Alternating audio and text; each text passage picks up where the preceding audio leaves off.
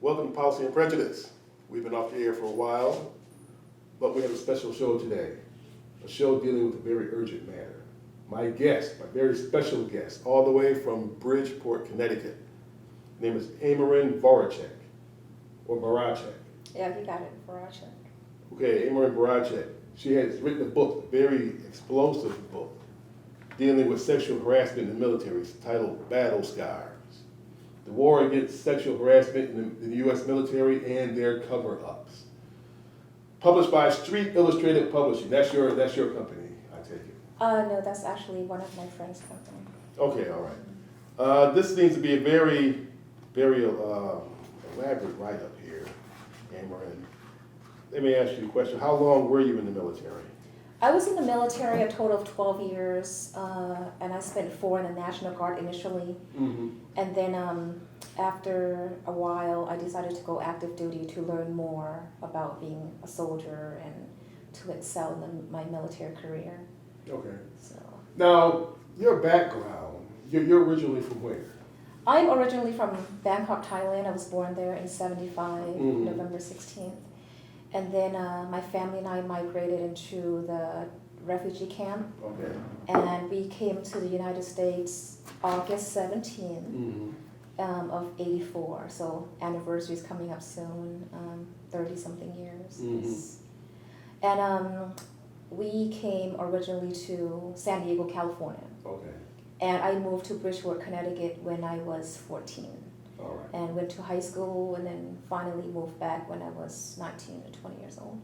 All right. Okay. Now you have like you say you have Thai in your background. Thai, Chinese, Laotian, Vietnamese, and I'm sure there's more if I trace back the family tree. Yeah. Oh yeah, Yeah. that's quite a bit. That's actually what I wanted to do, to find out more about my ancestors. Right. You want to go to one of those ancestry.com? You know, that's a good idea because I've been hearing that a lot of people has been Mhm. tracing their heritage back, like Yeah. as far as, I don't know, 1920s and stuff. Yeah. It'd be very interesting. Oh yeah. Probably further back. Oh yeah. Oh yeah. How long did it take you to write this book? I started writing this book.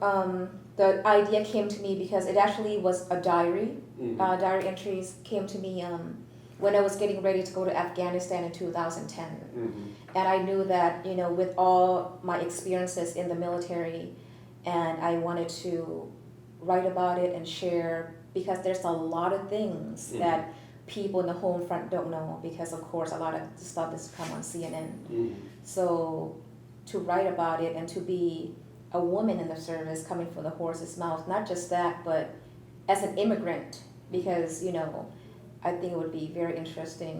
Sure. And yeah. Well, I know during the Obama administration, we've seen them pass bills dealing with women in the military, Right. gays in the military, things like this.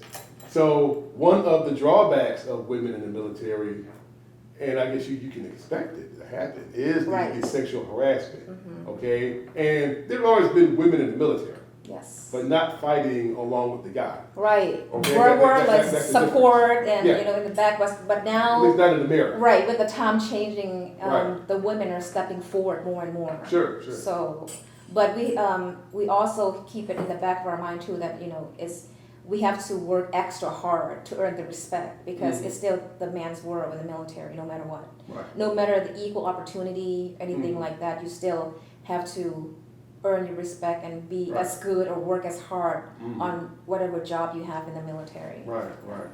That's very true. You know, a lot of people they do the 20 years, I guess, and get the pension. The retirement, The yes. retirement. So that 12 years doesn't make you eligible for retirement, or. No, it's gonna have to be 20. It has to. Yeah. Some people, they go beyond 20, Yeah. you know, and stuff like that. Mhm. But yeah, 12 years, I still have some ways to go. Okay. All right. Yeah. So, as far as your troubles in the military regarding sexual harassment, was that the reason that you had left?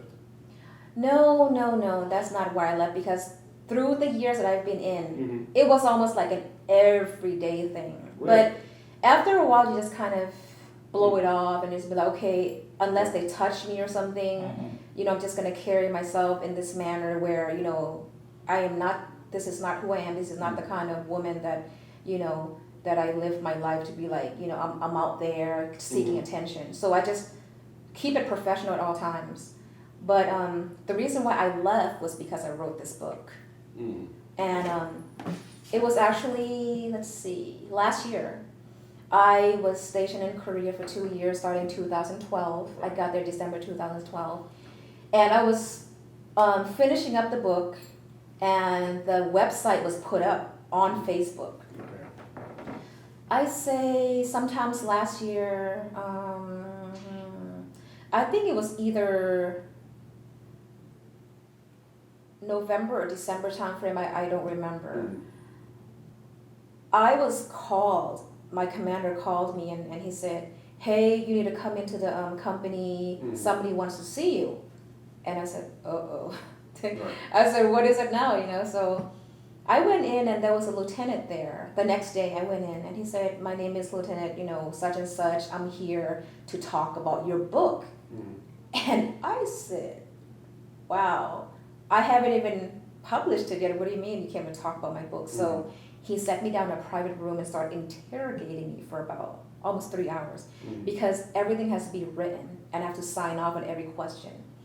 And he said that he was assigned to interrogate me because the page on Facebook, Battle Scars page, came up.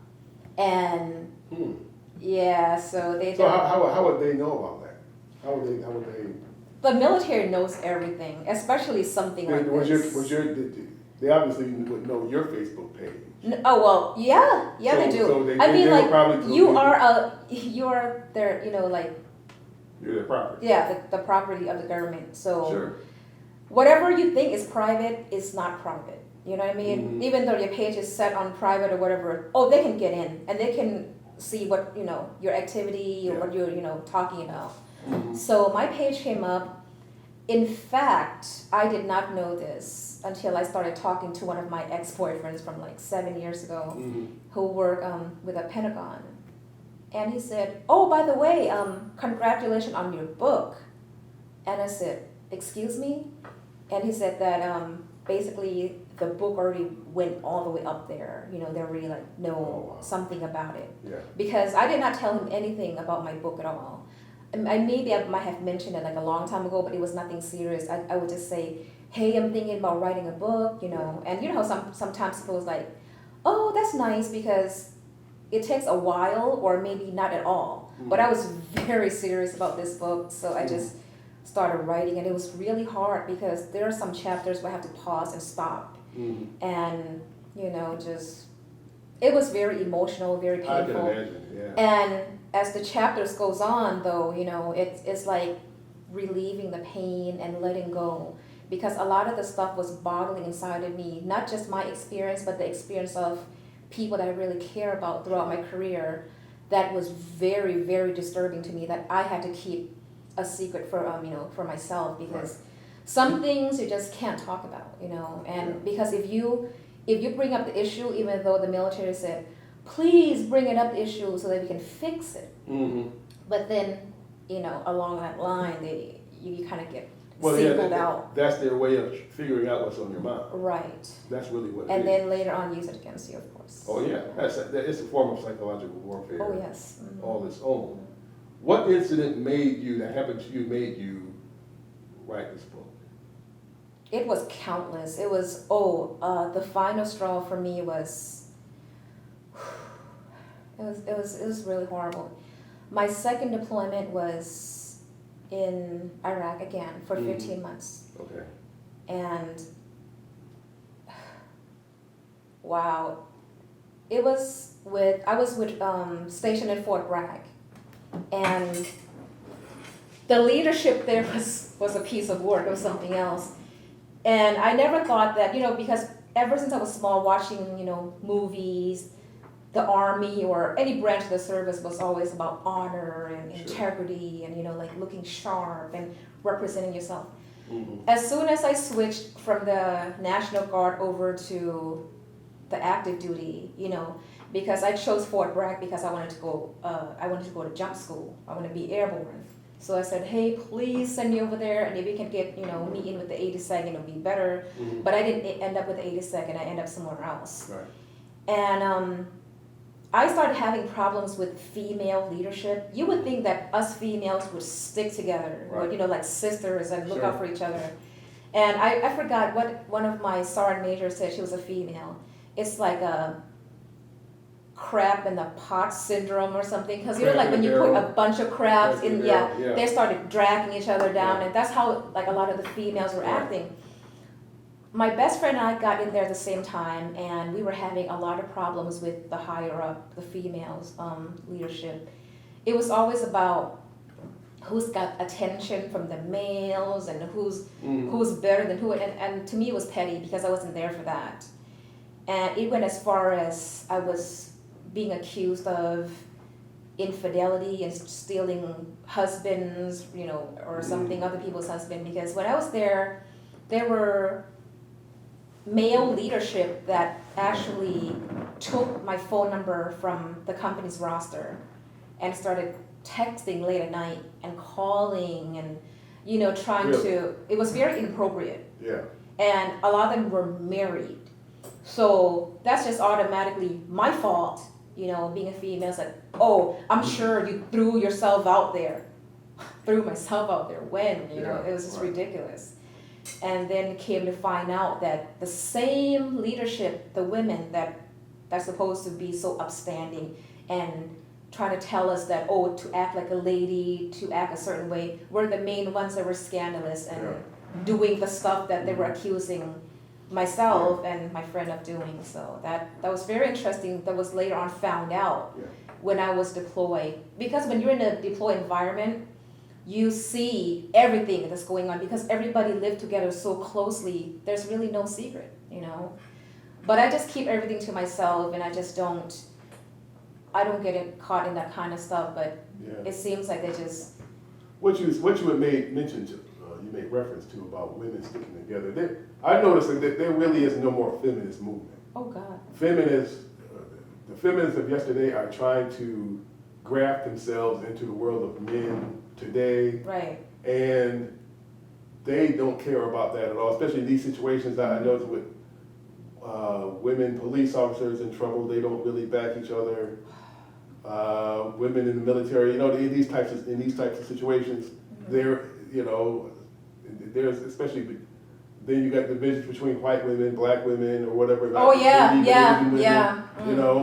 in your case, but the white women are the ones that started the feminist movement because they are the ones who copied off the blueprint of the civil rights movement, the black civil rights movement. Right. But they just used it enough to get it, to get their name up there. But that's it. After when the '80s came, it started to dwindle. Before you had what I call the obnoxious, loudmouth, feminist woman. Right. Where we got to do this, let's get together, blah, blah, blah. Those days are gone. Women, especially reality TV, they're teaching women to be individuals. They're sticking their fingers in each other's face, and like you say, it's a crab in a barrel syndrome. It's even worse than that. Yes, it is. So it gets worse as time just goes by. Sure. Yeah, so that sisterhood, I've noticed is gone. It's the same thing with African Americans, but I don't think it's not as much as it is with women. In many ways, our civil rights movement is dead because of the young people. Mm-hmm. Yeah, we still have people my age, a little older, that keep things going. Right. But it's different than what it And I used to be. notice now too that they don't really teach. It's really sad, Yeah. with morals, values, and ethics. They Right. don't teach that anymore to the younger No. generations, and so therefore you see a lot of disrespect going on. You see that, when they enter the military, like the younger ones, the younger generations, never mind going to basic training or whatever, they're just disrespectful. They show no respect. Right. And a lot of times, many of the younger generation of females put themselves out there, which makes it really hard for the ones that wants to, keep the respect and carry themselves in a certain way, because they come in and they think that this is how I get accepted. I gotta put myself out there to be accepted, to gain favor, and to move up or whatever, and even to be protected, because in the military you have to, it seems like, belong to a certain kind of group or clique to be protected. Mhm. If you are just staying off to yourself, then they're gonna label you as, oh, you're just an outsider, and you just have this messed up attitude, like you don't want to be involved with anyone, you know. So Sure. they just automatically label you, and they automatically do not like you. So that's where I came in, because I really like to stay by myself a lot. Right. I don't really get involved too much in different.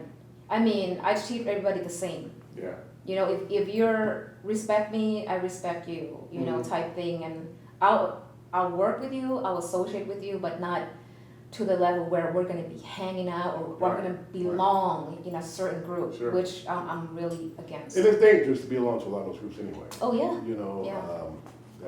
that's the one thing. Yeah. What were your duties specifically in the Army? I mean, I don't know if you was. I started out or originally after 9/11. That's when Yeah. I enlisted. I enlisted Okay. for the Army National Guard, and I was medical admin. Okay. And my first deployment, I was attached to the Hawaiian unit, which was in the National Guard, and it was the best experience ever with them. Now, they really treated me like family. Like, all of us, we were family oriented, and I drove the ambulance, I transport patients and stuff like that. So, Right. and then... Well, I saw some of your pictures on Facebook. It looked like Right. you were driving some of Right, these vehicles, whatever. ambulance, the FLA, and then Yeah. the second one was with Fort Bragg, and that was active duty. That's when I switched to active duty, and I was logistics. Okay. So I did logistics for 15 months. Okay. And then finally I switched job again because I love the medical field, and I finally, became a medic, Okay. which I finished my tour in Afghanistan for a year. Okay. Yeah. Now, what was the extent of your sexual? I mean, I know harassment can come from can start verbally Yes. to fondling to just Oh, yeah. outright rape Oh yeah. or whatever. What was the extent of yours? Whew. Wow. As far as work goes, like when my colleagues in the workplace, even supervisors, men in the leadership, they would, it starts out like flirting. I guess just to, they're trying to feel you out. Well, flirting's not really Yeah. harassment. That's not. But it goes far. Okay. My first one that was really bad in active duty was when I was working, and one of my supervisor started calling me baby doll, whatever, and then he would come behind me, like playfully grabs my hair and pull on my bun, and that was just inappropriate. No. See, that's the thing. That's inappropriate. Yeah. That's just out there. Yeah. And it is just and Wow. like I said, calling late at night, calling and texting late at night. The same person. Different person. Okay. Oh yeah. Because everybody in the company, we have to have the roster, so we know whose number is whose, Right. and that's how they get it. And Yeah. then that's when I started getting accused of, Okay. Did they even get physical with that? I mean, like slapping or hitting or trying to? No, attempted rape or I've anything? never got hit Okay. because I think I would have been in jail. I would have been Yeah. fighting. I would have Right. hurt somebody I got you. or went down with them or something. But Right. also, the most dangerous thing is in the military. You would think that trust is not an issue because we're family, right? Oh, the men use friendship as a way to get easy access, because when you trust, you let them in, Right. And a lot of that happens to a lot of our females because, it's somebody that hey, that's my supervisor, that's my friend, that's like my brother. And it could be, I'm talking about, we could know each other for like a long, long time.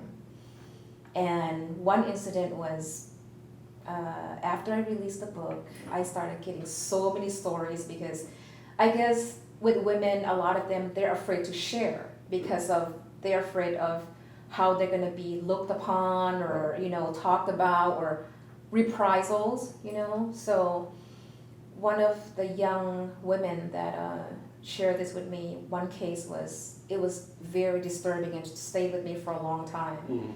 She was a new private, 18, 19, first duty station in Korea. Yeah. And when new soldiers come, leadership usually adopt them, if you will, and invite to the house and have, cook and, eat together. And it could be more than one soldier, And it turned out that she had been drinking, but she was underage. Sure. And you can get in a lot of trouble for underage drinking.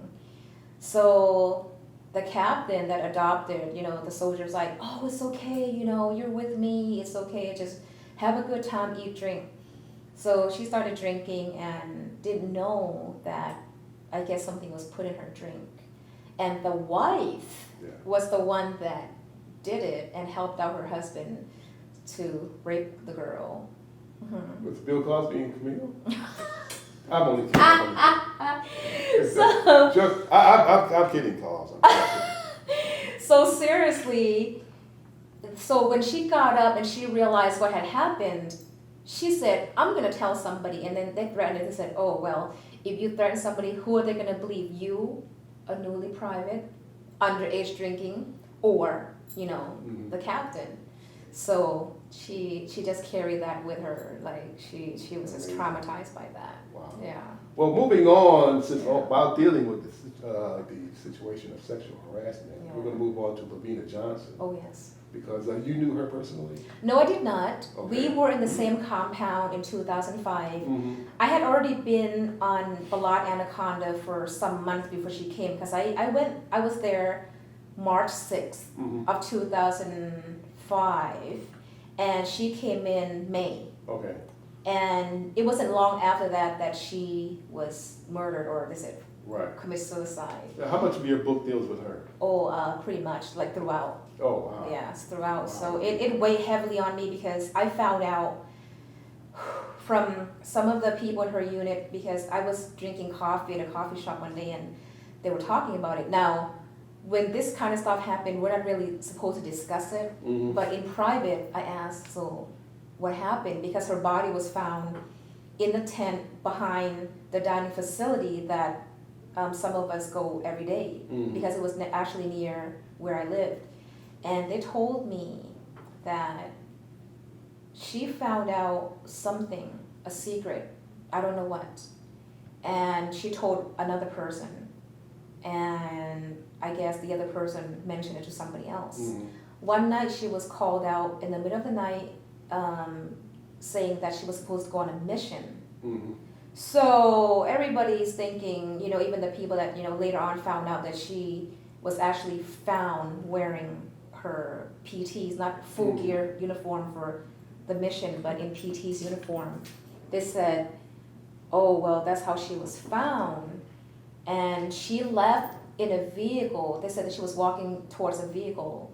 And I think they said there was like 2 males there. It was dark. So the next day, there was some speculations of how she died. They said they were trying to say that the vehicle flipped over. It was a rollover accident.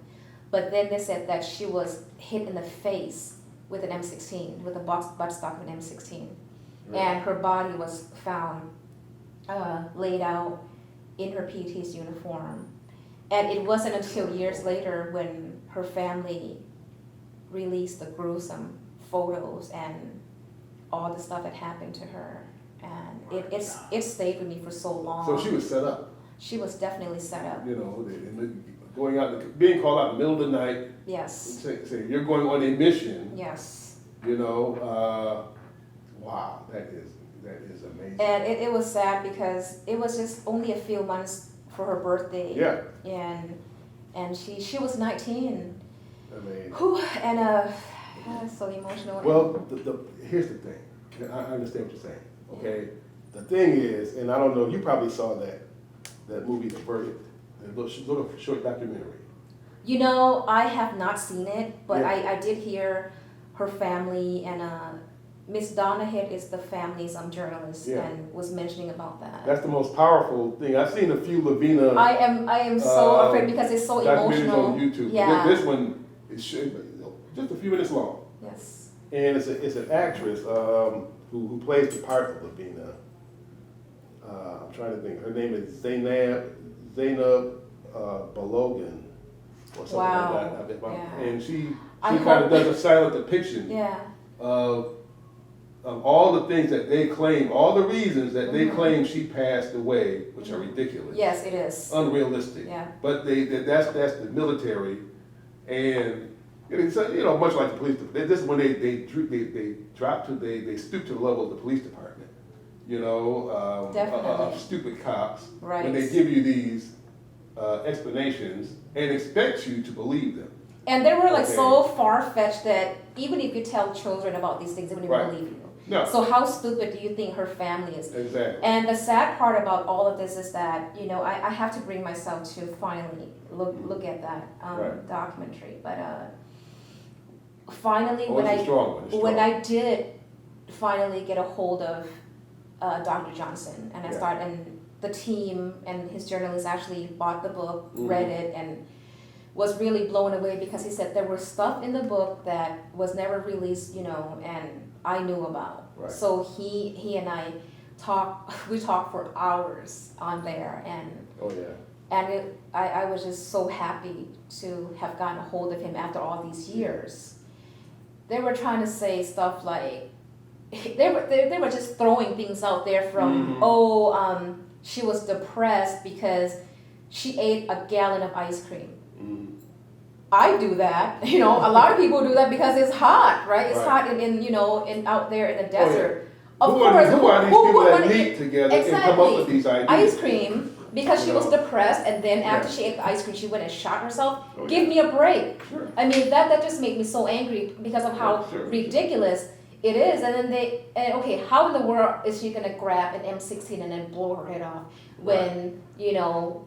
Right. Like the weapon is M9. That's a high powered one. Yes. That's semi-automatic. And they said, and then after they try to say all of that stuff, and then of course the Johnson family, I mean, they're very intelligent people, especially Dr. Johnson. He was like, no, that is not how my daughter died. Right. And he started, you know, he was very good at, you know, looking at whatever evidence he had, and then they couldn't say anything. They were like, well, And then he went as far as they said that, trying to say that she was a whore, and she got into into like a kind of like a relationship with a married man who was an officer. And I'm sorry, this young lady was a virgin, and she had a high, you know, morals and values. Everybody knew her, even her boyfriend. She did have a boyfriend who came out and even said to the news that, or whoever interviewed him, that she wanted to wait till she was married. Now, this is the young man that said this, and I'm sure, you know, and then they're trying to say that, she's out there and she's with all these people. No. That tells me that her killers were white. Oh yes, of course. Okay. Anything to protect. It is not even a question, because you know that's number one. Rule number one. Yeah. Anything to protect that white man, especially military officer. Oh yeah. Damn the rest of your reputation. Exactly. Okay, so. And I talked to Dr. Johnson for hours and hours about this, because there were, like you said, officers and unfortunately white. Oh yeah, and we're being made to believe. We're being made to believe now that 5 black women within the span of a month all committed suicide while in Come on now. You know, okay. Come on now. Now I might believe 1 or so, right. but not all 5. Okay, but they in their mind, their delusional minds, they'll believe it, you know. Yeah. And that's it, because they know there's about 60% of white America that will believe it, because that's what they want to believe. Okay, but the rest of the country no. All right, but so we but they keep this stuff going as far as they can. But what were you saying again? To me, the saddest and most disturbing thing of all was, I understand, you know, the Johnson family, Dr. Johnson and Mrs. Johnson, they spent He's a physician, or?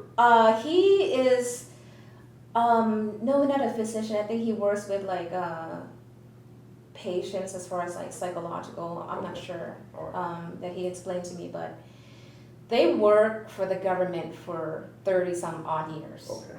And they're not stupid people. So it's like you're disrespecting them by representing, like giving them this false excuses how their daughter died, and then thankfully Dr. Johnson and his family, they had the means to get a team together to do the investigation themselves. Right. And someone with a good conscience anonymously sent the evidence to them. Oh, Okay, really? yes. Then who did the evidence lead to? That she was murdered, the Okay. autopsies and all that other stuff that, Alright. you know, because they changed, before the body finally came home, they Mm. changed her clothes 3 times because they were trying to destroy the evidence. Right. So, and it was very obvious. I mean, anybody could know that. And it just disturbed to me that so many people were involved in all of this and trying to cover it up. It wasn't just like a few people, it was like a whole bunch of people. And then finally, when her body came home, you know, the family noticed that, I mean, their daughter, they were trying to fix her nose, they broke her nose, they gave her like rhinoplasty, her nose Mm. job, and I'm just like, wow, I can't believe it. Mm. Not only that, that is not the only disturbing, you know, murder, you know, Sure. or suicide, but there were other cases with other females in the military that was never talked about because they go to the family and say, I'm so sorry, ma'am or sir, your daughter, you know, she committed suicide, or, Mm. oh, they died honorably, you know, during combat tours. When they're the main ones who kill them, and then these families have to accept because unlike Dr. Johnson and his family, Yeah. they don't have the knowledge and the means Sure. to find this out for themselves. Right. So they just have to accept whatever the military tells them. And there's a lot of stories that, you know, actually came up Yeah. of, I want to say, when I was talking to Miss Donahead with Tina Priest, Yeah. she was also raped by her platoon sergeant, Mhm. and he shot her and killed her. And when her mom found out the truth, he threatened her. He said that if you come out with the story, Mhm. we're going to put your daughter on blast that she was a whore and she was into a lot of stuff that does not need to be talked about in Mhm. public. Right. Yeah, stuff like that. That's crazy. Well, how many men were involved in the rape and murder? Whew, that was quite a good number. Was she And being passed around or something? oh yes, oh yes. Kind of like gang banging? I was or- yes, definitely, because Good Lord. I was told that there was actually one woman who was a lesbian. Mhm. She was showing interest in LaVena, and LaVena was not having it. She just was not trying to, Mhm. you know, hear about it or stay away from her. And then I guess she was in it, you know, that night. Really? Yes. When I was talking to Dr. Johnson, because a lot of people came forward now. We're not talking about 1 people, 2 people. There was like over 17 people and counting that came forward. Yeah. And then some actually talked to him in person and told him she was murdered. Mhm. And where she was laying at, they were trying They to, told Mr. Johnson. right, they were trying to burn the tent Mhm. and didn't burn it successfully. It was a civilian contracted tent. That's why I guess a lot of people misunderstood and said, Like Blackwater? I'm not sure. Okay. But then they said, oh, was it a civilian contractor? Mm-mm. Mhm. You know? And I'm sure probably, I don't know if they had anything to do with it, because if so, then why are they using the tent? Yeah. You know, without somebody knowing about her being in the tent. Mhm. So they were trying to burn her body in the tent, and I don't know what happened because, they shot her first Mhm. before, like a dummy, before they started burning her. Some of the cooks in the dining facility heard it because they were working the night shift. They ran out, and then, of course, you know, they found her body there. Mhm. And there was a size 13 shoes, fresh print, right next to her body. Really? Yes, along with, I think it was like a Catholic, I don't know if it's like a rosary or a Bible that Dr. Johnson told me that Mhm. was like sort of burnt but still left as evidence. Yeah. Good Lord. How many men involved in the actual beating of her? That I do not know, but I know that she struggled and put up a good fight for a long time before she died, because she was actually sexually assaulted and beaten for a long, long time. Do you know who shot her? All I know is that it must have been an officer, because it was officers that have 9mm. They carry it, yeah. All right. Do you know the names of some of these people involved? I do not. Okay. I do not. And I'm sure maybe the Johnson and their team know, like have an idea, but Mhm. that I do not know, like it hasn't been shared with me. A lot has been we've been exchanging information, Yeah. Dr. Johnson and I. But So as far as like, this is a situation for what they call the judge advocate general. oh yeah. Okay, so I'm quite sure somebody has contact. They've been contacted. All right, and my thing is what are they doing right now? Exactly. You know, that's the thing. You know, that's what the situation is for. That and outside investigations, maybe the FBI or whatever should be getting involved. You know, it's just like I posted earlier on Facebook today. You can't depend, whenever people tell you about, you know, you hear police or military talk about internal investigations. That's Frank James investigating Jesse James. That's what you're going to get. Okay, never fall for that. Very few times once in a while you hear about, just like you had this one guy named Tennyson or whatever his name is, getting, immediately getting fired and arrested. That's few and far between. Okay, yeah, that's an agency that's acting sane. Okay, that's it. You're through. You just murdered somebody. You know, oh no, he's going for the weapon. Bullshit. You know, you just shot somebody. Okay, let's go. You know, you're gonna be locked up. Okay, but most of the time, no. You know, Jesse James, Frank James. That's the whole thing. That's definitely what's going on with LaVena Johnson. You know, it's just a horrible. And it's really, heartbreaking because after all these years, it's really long overdue. And I'm so glad that we were able to, I believe, collected a total of 50,000 petitions to go up to the White House because we're trying to get a congressional hearing.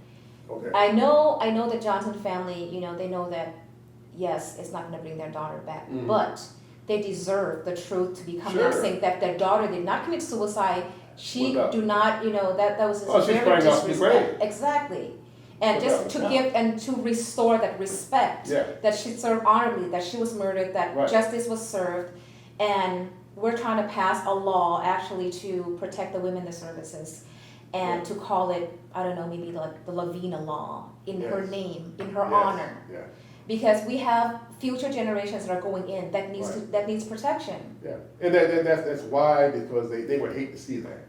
That's my biggest reason why. Because you don't want to see that. That's why. Okay, and that's why we need it, and to protect the future of LaVenas, primarily, that's first and foremost, because how can I put this? I just fail to understand how they don't feel that this case is not going to happen again the way they're doing it right now. Exactly. And we don't know these same 14 or 17 people that you mentioned before, the lesbian and all these other guys. Okay, we don't know. They may not have murdered anybody, but who are they raping? Who are they abusing? Whom are they harassing? Oh yeah, definitely. Okay, they all belong under the prison. It's like they get a slap on the wrist and then just keep moving up in the ranks. You don't slap somebody on the wrist when there's a cell in Fort Leavenworth with their name in it, and you are refusing to seal the deal, just protect them. Okay, you would rather bring down LaVena's name just to protect these worthless scumbags. Just because he's a young woman and then new to the military and a private, they just take everything from her. And this and as I alluded to before, women in the military. Let me tell you, women in the military is an American phenomenon. Fighting women is a recent American phenomenon. Been doing it in Russia. Russia has had female snipers and soldiers.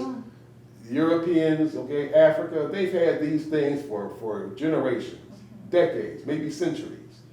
The United States starts everybody off from ground zero. Every time, hey, women, I never heard that before. And what year is it? 2000 something. You don't? Other countries have been doing this for the longest time. I'm quite sure even in Vietnam, Korea, whatever, they've had all that. But this country is run by a bunch of insecure white men. It was founded and run by that. Yeah. These founding fathers, I call them the founding felons. That's a good one. No, they are, because they're a bunch of malcontents from Europe. Right. And that's why you have all this criminal behavior. That's why you can have slavery and which is another extension of colonialism and all these other things. But people go to Europe and find friendly people. No, we got the criminals. Okay, just think that's part of the whole thing. You see Yes, and it people, is. you know, white America does not want to look at itself that way. But that's what a lot of these course people they are do. descendants of criminals. Yeah. All right, they just want to talk. They want to look at today. Oh, look at the blacks. Look at all these other people. They're the criminals. We got to lock them all up. No, all these people raise the economy. You have less criminals. Right. Okay, you know, so you know it's just one thing that leads to another, and it's going to continue on until we stop it. So yeah, I support you wanting to bring this to him, Bobby. He's has done a lot of amazing things. Yes, he has. So he would be the most logical one because I don't even trust Hillary. Hillary wants to be one of the boys. You know that's Yeah. she puts me in that mindset. You know you got nothing coming from. And you know, Donald it's Trump. like a misconception because You it's know you got like nothing from Trump. it's like you're thinking, oh, Yeah. Hillary, you know, now she's a woman and she's gonna help us. You know, Yeah. there's some people that do things like that. You're gonna have to Oh yeah. really sit back about that. And Oh, yeah. rethink. Very true. Yeah. But now I mentioned the verdict. Will there be a film about battle scars? Right now, I am hearing that there's a certain screenwriters that's interested in, you know, Mhm. hopefully making it to either a documentary or hoping to even, you know, do like a lifetime, Mhm. you know, for empowering women and, you know, and how we gonna cope and come together. Because I'm sorry, no matter what the situation is with women, Mhm. you know, especially in the military, we have to come together. Mhm. I mean, this whole individual thing is really, you know, dividing us. You know, it's not helping the situation at all. No. Because when stuff happens, you know, then we can't bond. We can't, because together we can be powerful. But unfortunately, a lot of times it doesn't happen that way. I can imagine. Yeah. I can imagine. I mean, I would love for it to happen. Like, oh, you know, the sisterhood, you know, and stuff. Mhm. But it's always like who's better than who looks better than who's Mhm. sharper than who's getting more attention than who's like, who cares? You know, Yeah. you're in the military. You're not here Mhm. to, you know, I don't know, keep a scorebook of how many men you can have. Right, right. You know, it's just pointless. Where does your case stand right now? A case. Your case. I mean, sexual harassment. I mean, is it open? Is it ongoing or? Oh, my case. Right, your case. Right now, I didn't know when I was in Korea, before I left Korea, Mhm. I was talking to my one of my leadership about it, and then she was actually like, you know, a spokesperson against sexual harassment, sexual assault. Mhm. She said, when in the military, if you're sexually assaulted, there's no statute of limitations. You can, it could be like, what, 10 years later, and you can still file Okay, it. all right. And unfortunately, it's been so long, and it has happened during the time when I was in the National Guard, because the National Guard, they keep paperwork only for a certain amount of years, and then they destroy everything, like you haven't Yeah. even been there before. Right. So right now, the NCIS over in Camp Pendleton, California, they're actually working with me on that, Mhm. and no luck so far. You know, Oh, wow. so yeah. Wow. But, you know, I'm a firm believer in karma. What Yeah. goes around comes around. And if the perpetrator, whoever, you know, do these things, Mhm. don't get caught, eventually it's going to get caught up with them one way or another. Yeah. So that, you receive threats, death threats or anything over your case or LaVena's case? I received threats, but not anything death threat Okay. yet, but I'm probably to be expected that. And Mhm. I've gotten attacked on Amazon and on my book page. Over the book. Oh yeah. They were saying like, these are men in the military, oh, you're nothing but a lying whore. You're just using dead people's name to make money. I'm sorry, Oh, wow. but it takes investment to write a book. And it's Yeah. nothing to be, Well, see, it's a misconception that people think just because you're an author or writer or writers, Mhm. you're writing all these books, Yeah. you're making so much money. When they don't even understand the business or how it's Right, done. Yeah. right. So, I hear you. yeah. What gets me about people like that, though, I don't know if if they knew you personally, or they just feel that they have to kick in and defend Right. the honor of men in the military, okay? I think it's and both. Yeah. Probably so, Yeah. okay? Because other than that, Well, it's stupidity, pure stupidity across the board anyway. Stupidity, ignorance, and it's like, Yeah. and it's just so outrageous how they could have said to me, so what is this about? You know, could have discussion, but they throw like such ugly names Sure. out there. And it's funny, I laugh. I mean, I'm Mhm. not sad about it at all because with the negativity that they threw at the book Yeah. came a whole bunch, like infinity times more support Right. because of the negativity. And then they come and they, you know, hem those guys up like, who are you talking to? Oh, are you these guys? Are you the one who was doing the rapings? Yeah. Because if you aren't, why are you so mad Why that she you wrote so- this book? Why But, are you so yeah. mad? Is this about you? That's the You thing. know? That's the question. So, Okay, why would they get emotionally right. wound up? Why are you over- bashing me? Right, You know, right. for speaking up, for trying to be a voice for those who, you know, Right. cannot speak for themselves Yeah. because some of them are not even here anymore. Right, You know, exactly. and exactly. you know, and I understand. Yes, it does take a lot of courage, and Sure.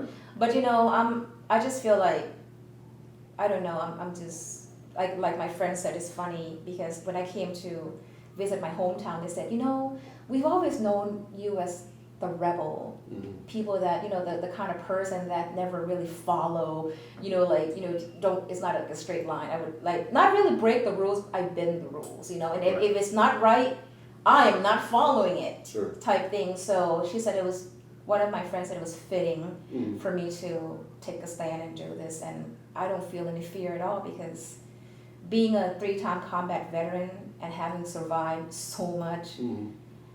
and if for my time to go, then it's my time to go. All I know is that I want my family to be well taken care of, you Yeah. know, if I really have to leave.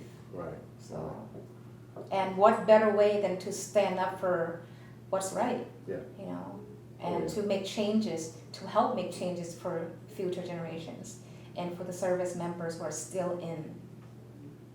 They need that respect, they need that protection, you know, Sure. because we don't get enough respect. So yeah, we wear the uniform, we have to work, bust our butts so much, like twice, 3 times harder. Sure. Yeah. And some of us are just, you know, men and women are built differently, we all Yeah. know that, And see, there's no So- draft going on. right? Women feel patriotism just like men. Oh, yeah. And that, I know 9/11, even though just in my opinion, I think that's mostly inside job in my opinion.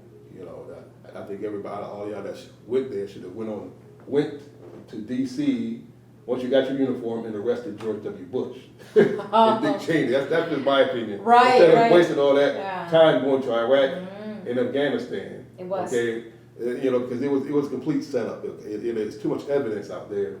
You know, but I admire the soldiers. You know, they're great. You all are great people. Okay, but you know, it is the mightiest military in the world. But the people, So just they like say. just like the people in religion, you know, the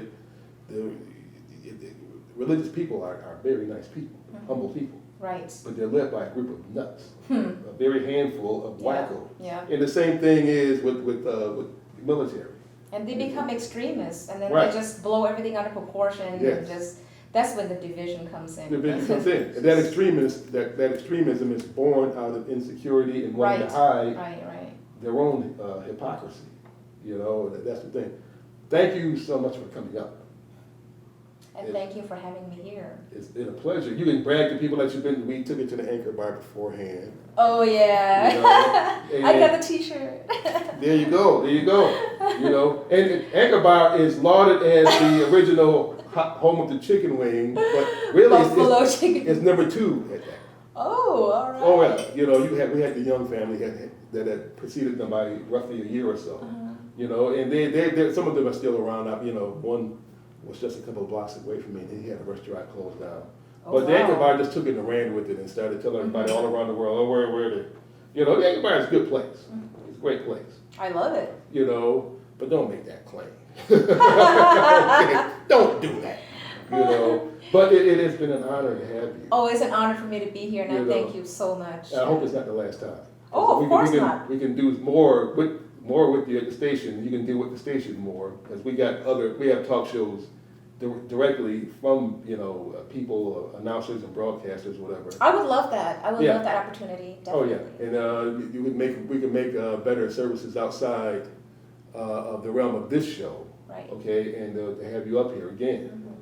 But, you know, definitely. I was actually planning on coming up here again, hopefully in November, around Okay. my birthday. So I'll definitely Do it, drop please, by. yeah. Give us some advance notice. Yes, I will. We can make I better will. preparation, Yes.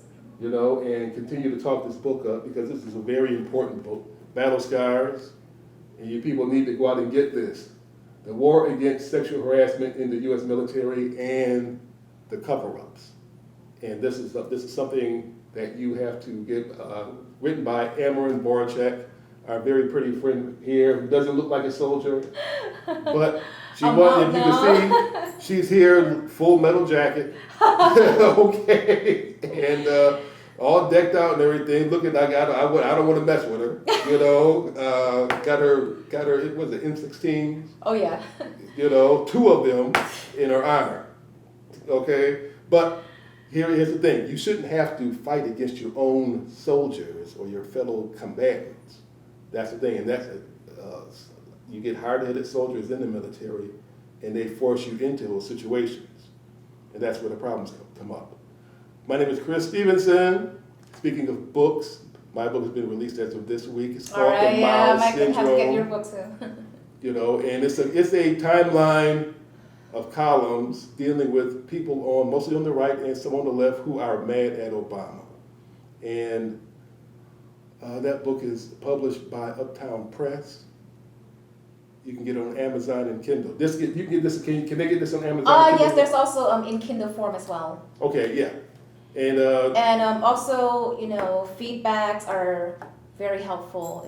very helpful. Yeah. Very helpful. For Policy and Prejudice, thank you for watching. My name is Chris Stevenson. On behalf of WUFO and clbTV and Curtis Lee Black, you all have a safe week.